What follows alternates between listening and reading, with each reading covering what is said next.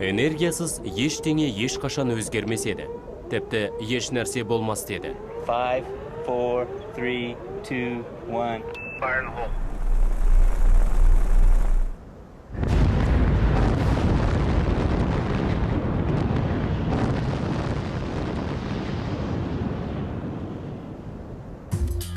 Энергия объектілерге қозғалуға немесе өзгеруге мүмкіндік береді.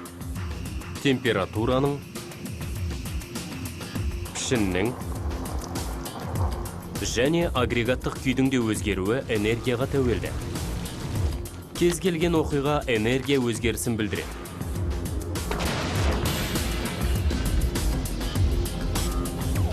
Энергия басқа бір түрге өтеді. Мысалы, генератор механикалық энергияны электроэнергиясына түрлендіреді. Ал ваннадағы ыстық су адам денесін жылытқанда энергия орнын ауыстырады.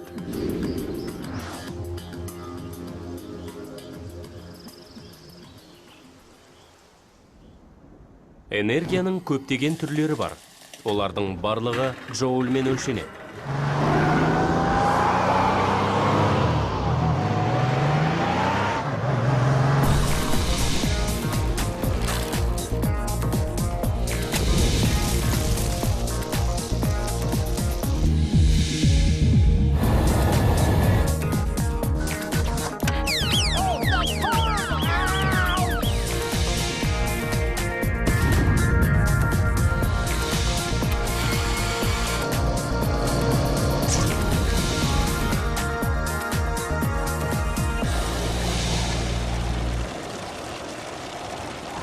Іс жүзінде энергия дегеніміз бұл жұмыс жасау мүмкіндігі. Бізде жылу, дыбыс, жарық және электр энергиясы бар.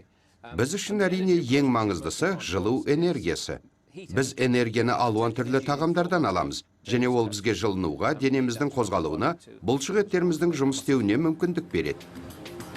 Энергия беруші азық-түліксіз біздің қимыл қозғалысымыз мүмкін болмас еді. Энергия бізге тыныс алудан бастап, денеміздің бар мүмкіндігін пайдалануға жағдай жасайды.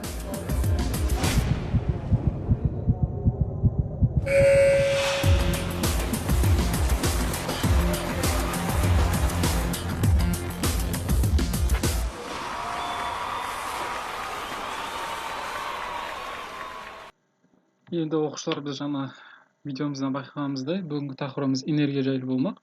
Кинетика және потенциалдық энергия. Жаңа видеода атап өткендей, бұл энергиялардың анықтамаларын қазір тағы да беріп көреміз. Енді біздің бүгін мақсатымыз екі энергия түрін ажырата алу және осы екі энергияға байланысты есептер шығара алу болып табылады. Енді сабағымызды бастамай тұрып, ең бірінші Альберт Эйнштейннің сөзімен бастаған келіп тұр. Яғни дейді, бүкіл нәрсе энергиядан құралады, әрбір бастаудың басында энергия бар дейді. Яғни жаңа видеодан байқағанымыздай тоже біз не дейді? Бізді бүкіл болып жатқан өзгерістер, ол энергияның өзгерісі, яғни бір түрден екінші түрге өтуі деді. Яғни біздің бүкіл жұмыс жасау қабілетіміз ол энергияға байланысты екен. Энергия сөзін ұстай да алмаймыз, көре де алмаймыз, бірақ өмірде энергиясыз еш нәрсе жасай алмайды екенбіз. Енді жаңа анықтамасында бізге не деді?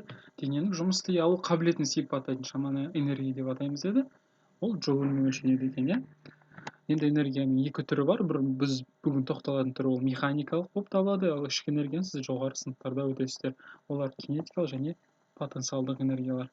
Енді олардың айырмашылығы неде десеңіздер, кинетикалық энергия дененің қозғалыс барысында пайда болады, ал потенциалдық энергия ол дегеніміз, потенция деген, грек тілінде аударған кезде мүмкіндік деген мағына береді. Мүмкін энергия ол дененің орналасуына немесе биіктігіне байланысты энергия екен. Формуласын айта кетейік, mv квадрат бөлінген 2, бұл кинетикалық энергияның формуласы. Бұл жерде m деп отқанымыз дененің массасы, v деп отқанымыз жылдамдығы болып табылады. Потенциалдық энергияда mgh, m деп отқанымыз массасы, g деп отқанымыз еркін сөйлеуі, h деп отқанымыз биіктігі болып табылады екен. Ал потенциалдық энергия дегеніміздің екінші түрі бар, тағы да ол серпімді деформацияланған потенциалдық энергия, ол kx квадрат бөлінген 2, k деп отқанымыз бұл жерде қатаңдығы екен, x деп отқанымыз дененің ұзаруы немесе деформацияға ұшырауы x пен белгіленеді екен. Енді бірінші тапсырмаға тоқталып өтейік. Яғни энергия бөлімі бойынша сіздерде бәлкім ТЖБ-да, БЖБ-да келіп қалу тапсырмалардың бірі. Бұл жерде не дейді? Суретте көрсетілген денелердің қайсысы кинетикалық энергия, қайсысы потенциалдық энергия ие болады дейді. Енді сіздер білесіздер, бірінші суретке қарасақ, кішкентай массалы дене v дейтін жылдамдықпен ұшып бара жатыр. Яғни бұл деп отқанымыз кинетикалық энергия екен. Екінші, бізде екінші суретінде не дейді? Садақтың ұшуы. Ұшуы бұл садақтың деформацияға ұшырауы, яғни бастапқы орны қай жерде еді? Не? Мына жерде еді бастапқы орны. Оны біз ұзарттық, яғни бұл потенциалдық энергия болады екен. Ал жібергеннен кейін ол уже не? Кинетикалық энергия ие бола бастайды екен. Екінші түрге түрлене бастайды екен. Мына жерде бізде биіктікті, белгілі бір биіктіктен тұрғандықтан ол потенциалдық энергия. Мына жерде допты теуіп жатқаннан кейін, мына жерде басында жылдамдықпен ұшты, белгілі бір ашыққа жеткеннен кейін бұл потенциалдық энергияда ие болады, и кинетикалық энергия да болады. Бұл бастапқы ұшқан ретінде бұл біз кинетикалық энергия деп белгілесек болады екен. Енді біз мына екі есепті қарастырайық. Қалған екі есепті сіздерге тапсырмасы ретінде береміз. Бірінші есепте біздерге не дейді? Массасы 9 грамм, жылдамдығы 710 метр секунд екен.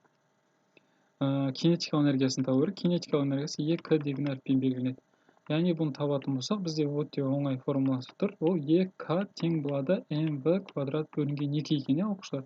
Сонда бізде бірінші массасын орнына қояйық 9 грамм, бірақ граммды біз халықаралық бірліктер жүйесіне келтіруіміз керек. Ол 10-3 килограмм болады. Көбейтілген 710 бөлеміз 2-ге.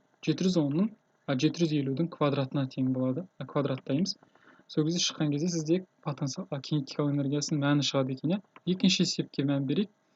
Бұл жерде бізде массасы берілген 410 килограмм екен. Дененің биіктігі берген 50 сантиметр деп. И табу керек екен бізге Е потенциалдық энергия. Е потенциалдық энергия деген былай белгіленеді. Бізде ол mgh. Яғни бұл жерде м деп отқанымыз 450. Көбейтеміз 10-ға, көбейтеміз 50 сантиметрге. 50 деп отқанымыз 10-2 метр болады екен. Осы есептеудің арқасында сіздер кинетикалық және потенциалдық энергияны табасыздар. Ал екінші екі есеп сіздерге тапсырмасы ретінде беріледі. Мына есептерді есептеуін аяқтау сіздерге міндеттеледі.